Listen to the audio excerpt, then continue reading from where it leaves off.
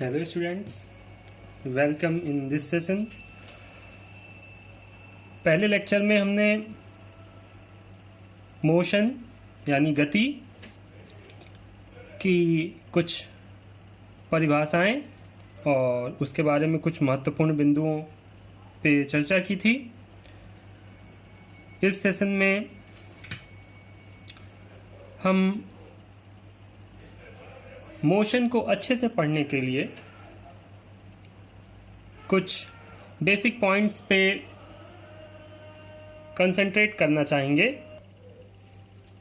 जैसा कि हमने पिछले लेक्चर में भी आपको बताया था कि नेक्स्ट सेशन में हम स्थिति, पथ लंबाई तथा विस्थापन का अध्ययन करेंगे। स्थिति पोजीशन, पथ लंबाई पाथ लेंथ और विस्थापन को डिस्प्लेसमेंट कहते हैं इंग्लिश में। स्थिति क्या होती है? सबसे पहला पॉइंट स्थिति। पोजीशन परिभाषा है ये संदर्भ बिंदु तथा परस्पर लंबवत अक्षों के समुच्चय को स्थिति कहते हैं। Position is a set of point of mutually perpendicular axis. मतलब क्या है इसका? आपने अभी तक पढ़ा होगा कि किसी बिंदु की जानकारी देने के लिए हम दो अक्ष लेते हैं, एक्स और वाई,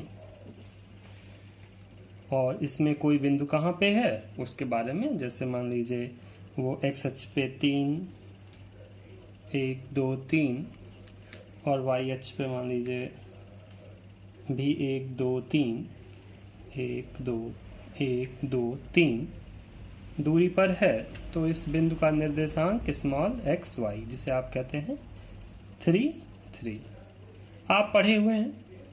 ये होता है जब गति किसी समतल में होती है। जब गति किसी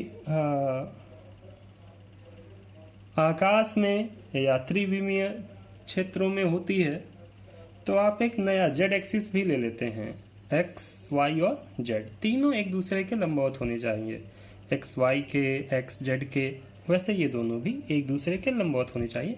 आप दर्शाने के लिए आप एक ऐसी लाइन बना देते हो जिसे आप नाम देते हैं Z axis, sorry capital Z. वही चीज है एक्स, वाई और जेड। हमारे पास 3 एक्सिस हैं, उनका केंद्र central point O, x axis पे जो चली गई दूरी होती है लंबाई, उसे हम एक्स से, स्मॉल एक्स से, वाई एक्सिस पे लंबाई को स्मॉल वाई और जेड एक्सिस पे लंबाई को स्मॉल जेड से लिखते हैं। मान लीजिए कोई बिंदु है P, तो P का एक्स एक्सिस पे लंबाई स्मॉल एक्स, वाई एक्सिस पे स्मॉल वाई और जेड पे स्मॉल जेड। तो इस बिंदु के निर्देशांक कोऑर्डिनेट पॉइंट क्या है? X, y, Z. O मूल बिंदु है, एक्स वाई जेड लंबवत अक्ष हैं तथा small x y z bracket में ये बिंदु P का निर्देशांक है। इन्हीं बिंदुओं को, बिंदु P के इन घटकों को एक्स वाई जेड को हम संदर्भ बिंदु कहते हैं और ये हमारे 3 परस्पर लंबवत अक्ष हैं। इन्हीं की सहायता से हम किसी पॉइंट को रिप्रेजेंट करते हैं किसी कोऑर्डिनेट एक्सिस में। ये होता है किसी स्थित बिंदु के लिए। लेकिन जब कोई बिंदु या कोई वस्तु गति कर रहा है, यानी समय के साथ उसकी स्थिति परिवर्तित हो रही है, मान लीजिए वो यहाँ पे है t1 टाइम पे और कहीं चला गया यहाँ पे t2 टाइम पे, तो समय के यहाँ पे उसका निर्देशांक था x1 y1, यहाँ पे उसका निर्देशांक था x2 y2। तो कितना समय, और यहाँ पे समय था t1, यहाँ पे समय था t2। तो जब आप इन निर्देशांक अक्षों के साथ, इन निर्देशांक संदर्भ बिंदुओं के साथ आप समय भी ले लेते हैं। इसे यहाँ देखिए, जब आप x, y और z के साथ टाइम भी ले लेते हैं t, तो आप ऐसे तंत्र को या ऐसे कोऑर्डिनेट को आप सापेक्ष निर्देश तंत्र या फ्रेम ऑफ रेफरेंस कहते हैं। केवल यदि निर्देश तंत्र है तो मतलब उसमें x, y और z अक्ष होंगे। यदि सापेक्ष शब्द का प्रयोग किया गया है मतलब उसमें समय भी जुड़ा होगा। इस प्रकार हम देख सकते हैं कि किसी बिंदु या वस्तु की स्थिति के लिए हम निर्देश तंत्र का प्रयोग करते हैं, जिसमें हम संदर्भ बिंदुओं x, y, z और परस्पर लंबवत अक्षों कैपिटल X, कैपिटल Y और कैपिटल Z की सहायता से बिंदु की स्थिति को प्रकट करते हैं। दूसरी टॉपिक पथ लंबाई, पाथ लेंथ। पथ लंबाई को सामान्य बोलचाल की भाषा में हम दूरी भी कहते हैं या इंग्लिश में इसे डिस्टेंस कहते हैं। अब इसकी परिभाषा देख लेते हैं। निर्देश तंत्र में मतलब किसी कोऑर्डिनेट में, निर्देश तंत्र में दो स्थितियों के मध्य चली गई पथ की कुल लंबाई को पथ लंबाई या दूरी कहते हैं। किसी निर्देश तंत्र में, किसी कोऑर्डिनेट सिस्टम में किसी वस्तु या बिंदु द्वारा चली गई कुल लंबाई को क्या कहते हैं? दूरी कहते हैं। दूरी का, जैसा कि आप जानते हैं कि लंबाई का मूल मात्रक मीटर होता है, उसी प्रकार और दूरी भी एक तरह की लंबाई है, इसीलिए इसका भी मात्रक मीटर होता है। उदाहरण के लिए यदि कोई वस्तु या कोई वस्तु बिंदु A से बिंदु B पर गई और बिंदु B से बिंदु C पर गई। मान लीजिए A पे उसका निर्देशांक था x1 y1 और उसकी दूरी थी, और ये उसका मान था x पे 1 और y पे 1। A से गई B पे, x अक्ष के अनुदिश चला, x का मान 1 से बढ़ के 4 हो गया और y का मान यहां भी 1 था, यहां भी 1 है। अब वो B से गया C पे, तो x एक्सिस में कोई चेंज नहीं हो रही है, y के अलॉन्ग ऊपर जा रहा है तो y में चेंज हो रहा है, x 4 ही है और y 1 से बढ़ के 5 हो गया।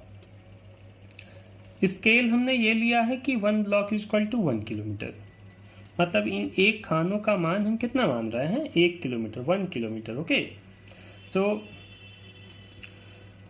The distance double along x-axis delta x is equal to final minus initial x2 minus x1, x2 minus x1, 4 kilometer minus 1 kilometer is equal to 3 kilometer.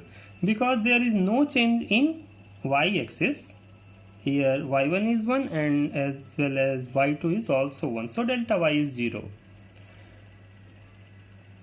So इसीलिए यहाँ पे जो चेंज है वो केवल x एक्सिस में है, इसीलिए हम x के लिए ही फाइंड कर रहे हैं, y एक्सिस में कोई चेंज नहीं हो रहा। तो यहाँ पे हमारे लिए डेल्टा y कितना हो जाएगा? डेल्टा y यहाँ पे कितना है? 0, इसीलिए हम इसको मेजर नहीं कर रहे। अब जब ये B से C की ओर जा रहा है तो x में कोई चेंज नहीं हो रहा है, यहाँ भी x 4 है और यहाँ भी x 4 ही है। चेंज किस में हो रहा है? y में। y यहाँ पे 1 है और यहाँ पे y 5 है, यहाँ पे y2 1 है, y3 कितना है? 5 है। इसीलिए हम डेल्टा y निकाल लेते हैं कि y में कितना चेंज हुआ। तो y3 minus y2 final minus initial 5 kilometre minus 1 kilometre is equal to 4 kilometre. Okay, so delta y is equal to 4 kilometre.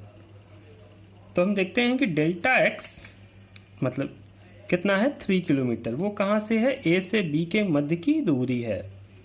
और डेल्टा y कितना आया? 4 किलोमीटर, जो B से C के मध्य की दूरी है।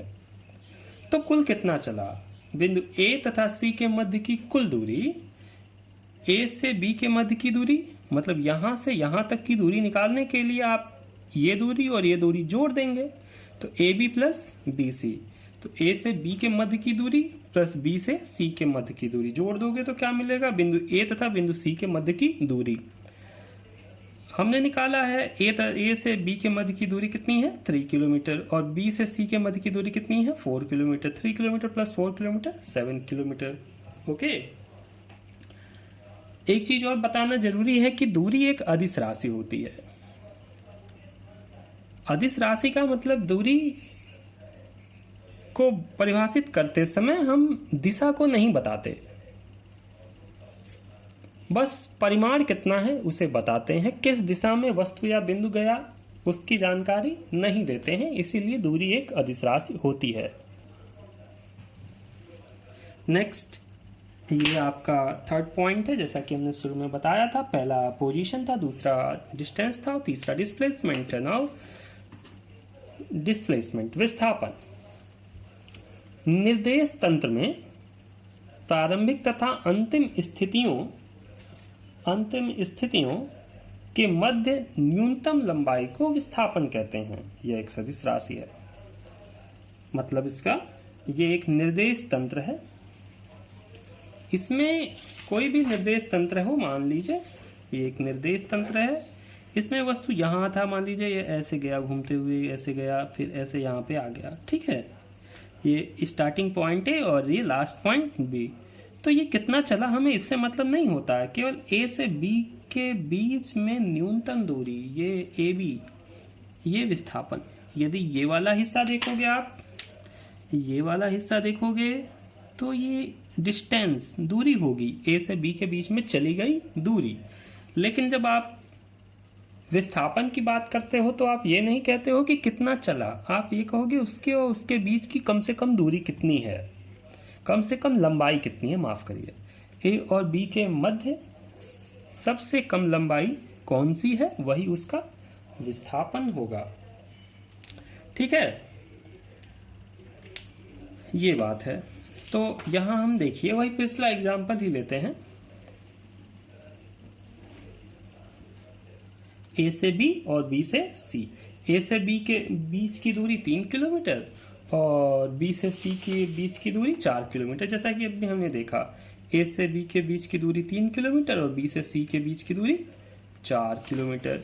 तो दूरी तो हमने निकाला है, दूरी निकाला है। ए से सी के बीच की डिस्टेंस हमारी कितनी है, 7 किलोमीटर, ठीक है। हमने देखा डिस्टेंस कितनी है, 7 किलोमीटर। अब बात डिस्प्लेसमेंट की करते हैं। तो डिस्प्लेसमेंट का मतलब ए से सी के बीच की न्यूनतम दूरी, डायरेक्ट स्ट्रेट लाइन पाथ।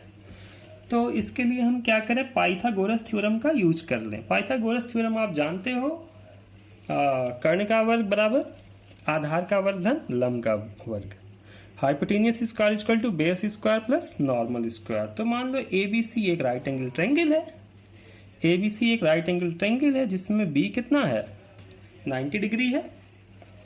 तो इसमें एक को बेस मान लेते हैं, एक को हाइट मान लेते हैं, और ये क्या है, हाइपोटेनियस कर्ण, आधार लंब और कर्ण। कर्ण का वर्ग बराबर आधार का वर्ग धन लंब का वर्ग, ठीक। तो ए सी, जब आप इधर से स्क्वायर हटाओगे तो इधर स्क्वायर रूट करनी लग जाएगी। ए बी की वैल्यू आप जानते हो 3 किलोमीटर, बी सी की वैल्यू क्या आप जानते हो क्या है, 4 किलोमीटर। स्क्वायर करो, 3 square 9, 4 square 16, 19 plus 16 25, A C equal to under root 25। आप जब बाहर निकालिए तो कितना आ जाएगा, 5 किलोमीटर। यह है ए से बी की दिशा में, ठीक है। ए से कितना आया, 5 किलोमीटर। आप देख रहे हो कि हमारे पास जो डिस्टेंस थी वो कितनी आई थी, वो आई थी 7 किलोमीटर, और ये डिस्प्लेसमेंट कितनी आई, विस्थापन 5 किलोमीटर। दूरी अदिश राशि थी, विस्थापन एक सदिश राशि है, इसलिए इसके साथ हमको दिशा भी बतानी पड़ती है। तो AC के बीच की डिस्प्लेसमेंट विस्थापन कितना है, 5 किलोमीटर, A से C की ओर। A से C पे गया तो दिशा क्या है, A से C की ओर, सीधी रेखा की दिशा में। तो यहां हमें लिखना पड़ेगा AC equal to 5 kilometre A से C की दिशा में। अब यहाँ AC equal to 5 kilometre A से C की ओर, यहाँ 5 किलोमीटर विस्थापन का परिमाण है, आंकिक मान है, और A से C की ओर जो टर्म यूज किया गया है वो क्या है, विस्थापन की दिशा है। यहां पे आपको एक और चीज बता दें कि किसी वस्तु द्वारा चली गई दूरी कभी ऋणात्मक नहीं हो सकती। मतलब मान लीजिए कोई बिंदु है यहां पे, ये नहीं चलेगा, ये हो सकता है कि ये मान लीजिए बिंदु ए है, ये कोई व्यक्ति है, कुछ भी है, ये नहीं चलेगा। उस स्थिति में दूरी कितनी होगी इसके द्वारा चली गई 0। लेकिन यदि ये थोड़ा सा भी चलता है, ए से मान लो किसी बिंदु बी पे आता है, 1 मिलीमीटर भी चलता है, तो इसकी दूरी कितनी होगी 1 मिलीमीटर।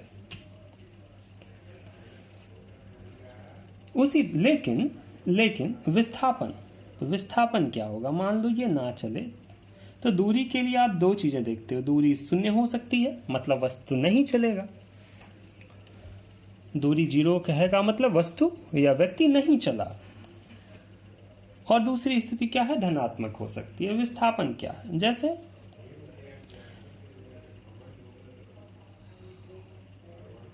इसे कहा गया, मान लीजिए कोई एक कार है जिसे कहा गया कि आप इस दिशा में जाइए, ठीक है, और वो पीछे चला गया, तो ये इसका 0 था। आगे जाता तो मान लीजिए 1 किलोमीटर होता, 2 किलोमीटर होता, लेकिन ये इधर ना जाके रिवर्स गियर यूज किया और पीछे आ गया, यहां पे आ गया। तो जाना था आगे, चला आया पीछे, यानी वो निगेटिव में चला गया। जाना था मान लीजिए ए से बी की ओर, मान लीजिए जाना था, ये पॉइंट ओ है, जाना था ओ से ए की ओर, चला गया ओ से बी की ओर। तो इसीलिए विस्थापन ऋणात्मक भी हो सकता है। ओके, विस्थापन ऋणात्मक भी हो सकता है, ये एक फर्क होता है दोनों में। जहां तक मात्रक की बात करें विस्थापन के, तो विस्थापन का मात्रक मीटर होता है। दूरी और विस्थापन दोनों के मात्रक मीटर ही होते हैं। विस्थापन में हम दिशा का भी प्रयोग करते हैं। दोनों के लिए हम कुछ छोटे मात्रक जैसे सेंटीमीटर, मिलीमीटर का प्रयोग कर सकते हैं, या बड़े मात्रक किलोमीटर का भी प्रयोग कर सकते हैं। तो लंबाई के ही मात्रकों का प्रयोग करते हैं दोनों के लिए। आपके लिए कुछ होमवर्क दे देता हूं। जैसे ये 2 फिगर हैं, दोनों में दूरी निकालना है और विस्थापन निकालना है। ए से सी के बीच की दूरी निकालनी है और विस्थापन निकालना है। ये तो सीधे लंब हैं एक दूसरे के, आप देख सकते हैं चित्र में। और ये एक अर्धवृत्त है। ABC क्या है, एक अर्धवृत्त है जिसका त्रिज्या कितनी है 7 सेंटीमीटर। इसे आप सॉल्व करेंगे। ये क्वेश्चन नंबर 2 आप फिगर में साफ दिखाई दे रहा है, आप देख लेंगे, पढ़ लेंगे और इसे सॉल्व कर लेंगे। कोई दिक्कत होगा तो आप YouTube चैनल के कमेंट सेक्शन में कमेंट कर सकते हैं, या फिर व्हाट्सएप नंबर, स्कूल के व्हाट्सएप ग्रुप में आप क्वेश्चन पूछ सकते हैं। नेक्स्ट वीडियो में हम गति के बारे में पढ़ेंगे, चाल और वेग, माफ करिए, हाँ, चाल और वेग के बारे में पढ़ेंगे, ठीक है। वेग और विस्थापन के बारे में पढ़ेंगे। तो ये होमवर्क आप कर लीजिएगा। Okay, thank you.